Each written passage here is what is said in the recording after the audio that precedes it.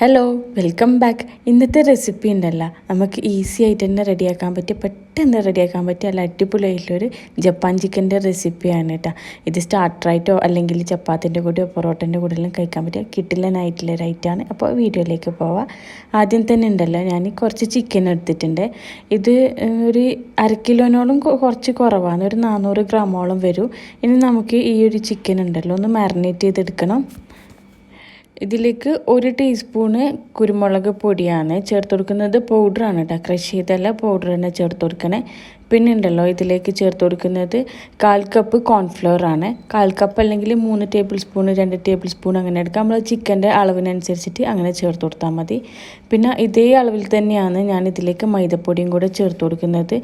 Cornflour എടുത്ത അതേ അളവിൽ തന്നെയാണ്. അല്ലെങ്കിൽ നിങ്ങൾക്ക് വേണമെങ്കിൽ മൈദൻ്റെ അളവ് കുറച്ച് കുറക്കാം കേട്ടോ. 1/4 കപ്പിന് എടുക്കണ്ട, കുറച്ച് കുറക്കുക. പിന്നെ ഇതിലേക്ക് ഉണ്ടല്ലോ ആവശ്യത്തിനുള്ള ഉപ്പും കൂടെ ചേർത്ത് കൊടുക്കുന്നുണ്ട്.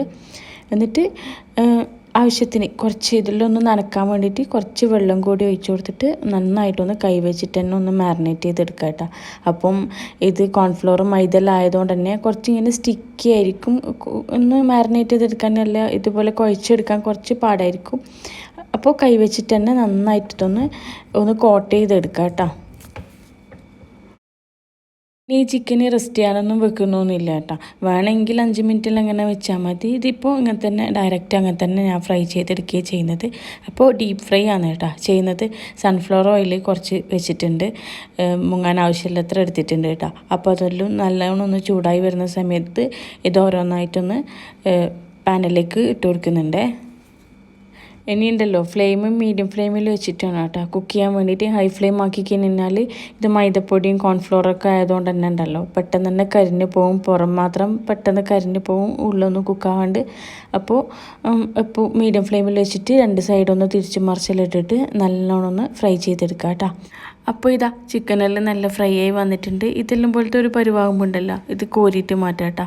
അപ്പോൾ ഞാനിത് 2 ബാച്ചായിട്ടാണ് പൊരിച്ചെടുക്കുന്നത്. എന്നിട്ട് ഇത് ഒന്ന് കോരി മാറ്റിയതിന് ശേഷം അടുത്ത ബാച്ചും കൂടി ഇട്ടിട്ട് പെട്ടെന്ന് തന്നെ അതും കൂടെ ഒന്ന് ഫ്രൈ ചെയ്തെടുക്കുന്നുണ്ട് കേട്ടോ. പിന്നെ ചിക്കൻ ഉണ്ടല്ലോ നമ്മളെ ഇഷ്ടത്തിനനുസരിച്ചിട്ട് അങ്ങനെ സൈസെല്ലാം വലുതും ചെറുതെല്ലാം ആക്കാം കേട്ടോ. ഞാനിതിപ്പോൾ ഒരു മീഡിയം സൈസിൽ അങ്ങനെയാണ് ആക്കിയത്. മറ്റേ എല്ലുള്ള പീസ് തന്നെയാണ് കേട്ടോ എടുത്തത്. ഇതിപ്പം ബോൺലെസ് എല്ലാം എടുക്കുമ്പോൾ നല്ല ടേസ്റ്റ് ഉണ്ടാവും. നമ്മളിതിപ്പോൾ ചപ്പാത്തിൻ്റെ കൂടെല്ലാം റാപ്പെല്ലാം ആക്കിയിട്ട് കഴിക്കാനും ബോൺലെസ് പീസാണ് നല്ലതുണ്ടായാൽ. ഇതിപ്പോൾ ഞാൻ വെറുതെ സ്റ്റാർട്ടറായിട്ട് കഴിക്കാനാക്കുന്നതുകൊണ്ടാണ് ഇത് എല്ലോടെ അങ്ങനെയാണ് ആക്കിയത്. അപ്പോൾ ഞാനിത് കംപ്ലീറ്റ് ചിക്കനെല്ലാം ഫ്രൈ ചെയ്തെടുത്തിട്ടുണ്ട്. ഇപ്പോൾ ഗ്രേവിക്ക് വേണ്ടിയിട്ടുണ്ടല്ലോ ഒരു എന്താ പറയുക കുറച്ച് അണ്ടിപ്പരിപ്പ് ഒന്ന് പൊടിച്ചെടുക്കുന്നുണ്ട്. ഇതുണ്ടല്ലോ ഞാനൊരു 25ഓളം ഉണ്ടാവും കേട്ടോ അണ്ടിപ്പരിപ്പ്, അതൊന്ന് പൊടിച്ചെടുക്കുകയാണ് ചെയ്യുന്നത്. ഇനി ഇതാ ഞാനൊരു പോട്ട് വെച്ചിട്ടുണ്ട്. അതെല്ലാം ഒന്ന് ചൂടായി വരുന്ന സമയത്ത് 2 ടേബിൾ സ്പൂൺ ബട്ടറാണ് കേട്ടോ ചേർത്ത് കൊടുക്കുന്നത്. പിന്നെ ബട്ടർ ഇത്ര ചേർക്കുന്നില്ലെങ്കിൽ 1 ടേബിൾ സ്പൂൺ ബട്ടറും പിന്നെ അതിൻ്റെ കൂടെ കുറച്ച് സൺഫ്ലവർ ഓയിലും അങ്ങനെ ഒഴിച്ചു കൊടുത്താൽ മതി. എന്നിട്ട് ഇതാ ബട്ടറെല്ലാം ഒന്ന് മെൽറ്റായി വരുന്ന സമയത്തുണ്ടല്ലോ ഇതിലേക്ക് 1 ടേബിൾ സ്പൂണ് വെളുത്തുള്ളി ചോപ്പ് ചെയ്താണ് ചേർത്ത് കൊടുക്കുന്നത്. നല്ല ചെറുതായിട്ട് തന്നെ അങ്ങനെ അരിഞ്ഞു കൊടുക്കണം കേട്ടോ വെളുത്തുള്ളി പേസ്റ്റ് ഒന്ന് ഇടറ്.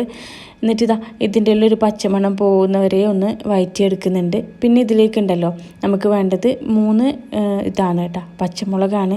പച്ചമുളക് 3 ഇടുന്നില്ലെങ്കിൽ 2 അങ്ങനെ ഇട്ട് കൊടുത്താൽ മതി. ഞാനിതിപ്പോൾ കുറച്ച് എരിവായിക്കോട്ടെ എന്ന് വിചാരിച്ചിട്ടാണ് 3 എടുത്തത്. അതും നല്ല ചെറുതായിട്ട് ചോപ്പ് ചെയ്താണ് കേട്ടോ. അതിന് പച്ചമുളകിൻ്റെ വെളുത്തുള്ളിൻ്റെ എല്ലാം ഒരു പച്ചമണം പോകുന്നത് വരെ നന്നായിട്ടൊന്ന് വഴറ്റിയെടുക്കുക. അപ്പോൾ ഇതാ ഞാൻ കുറച്ച് നേരം നല്ലോണം ഒന്ന് വഴറ്റിയെടുത്തിട്ടുണ്ട്. ഇതിൻ്റെ എല്ലാം പച്ചമണെല്ലാം ഒന്ന് പോയിട്ടുണ്ട്. ഇനി ഇതിലേക്ക് മെയിനായിട്ട് വേണ്ടതുണ്ടല്ലോ പാലാണ്. ഞാനിത് 2 കപ്പ് പാലാണ് കേട്ടോ എടുത്തിട്ടുള്ളത്. ഇത് ചൂടാക്കാത്ത പാലാണ് കേട്ടോ, സാധാ നമ്മളെ ഫ്രിഡ്ജിൽ നിന്ന് എടുത്ത ആ ഒരു പാൽ തന്നെയാണ് എടുത്തിട്ടുള്ളത്. ആ പാലും കൂടെ ഒഴിച്ചു കൊടുത്തിട്ടുണ്ട്.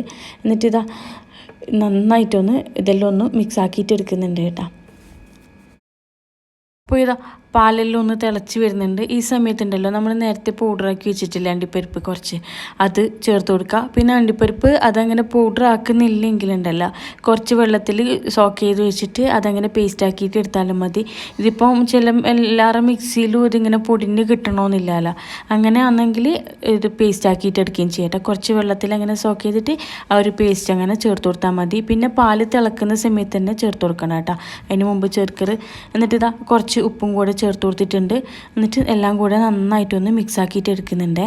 ഇപ്പോൾ ഈ സമയത്തിൽ ഞാൻ ലോ ഫ്ലെയിമിലാണ് കേട്ടോ വെച്ചിട്ടുള്ളത്. ഇതിപ്പോൾ അണ്ടിപ്പരിപ്പിൻ്റെ ആ ഒരു പൗഡറിലും ചേർത്ത് കൊടുത്തുകൊണ്ട് തന്നെ പെട്ടെന്ന് തന്നെ ഇത് കുറുകി വന്നോളൂ. എന്നിട്ട് ഇതാ ഒന്ന് ജസ്റ്റ് ഒന്ന് മിക്സ് ആക്കിയതിന് ശേഷം ഇതാ നമ്മൾ ഫ്രൈ ചെയ്ത് വെച്ച ചിക്കനും കൂടെ ചേർത്ത് കൊടുത്തിട്ട് ഒന്ന് മിക്സ് ആക്കി എടുക്കുന്നുണ്ട്. ഞാനിത് ചിക്കനെല്ലാം ചേർത്തിട്ട് കുറച്ച് അധികം നേരം തന്നെ നല്ലോണം ഒന്ന് വഴറ്റിയെടുത്തിട്ടുണ്ട് ലോ ഫ്ലെയിമിൽ ഇട്ടിട്ട്. പിന്നെ ഇത് ഇങ്ങനെ ഗ്രേവിയിൽ കഴിക്കുന്നുണ്ടെങ്കിൽ അങ്ങനെ ചെയ്യുക. അല്ലെങ്കിൽ ഉണ്ടല്ലോ കുറച്ച് വറ്റിച്ചെടുത്താണ് കുറച്ചും കൂടി ടേസ്റ്റ് ഉണ്ടാവില്ല കേട്ടോ.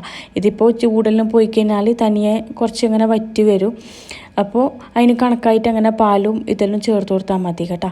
ഇത് ശരിക്കും പറഞ്ഞാൽ ഒരു വറ്റിയ ഒരു ഇതാണ് ശരിക്കും നല്ല ടേസ്റ്റ് ഉണ്ടാവില്ല. ഇനി ഞാൻ ഇതിലേക്ക് ഉണ്ടല്ലോ കുറച്ച് 1/4 ടീസ്പൂണ് പഞ്ചസാരയാണ് കേട്ടോ ചേർത്ത് കൊടുത്തത്.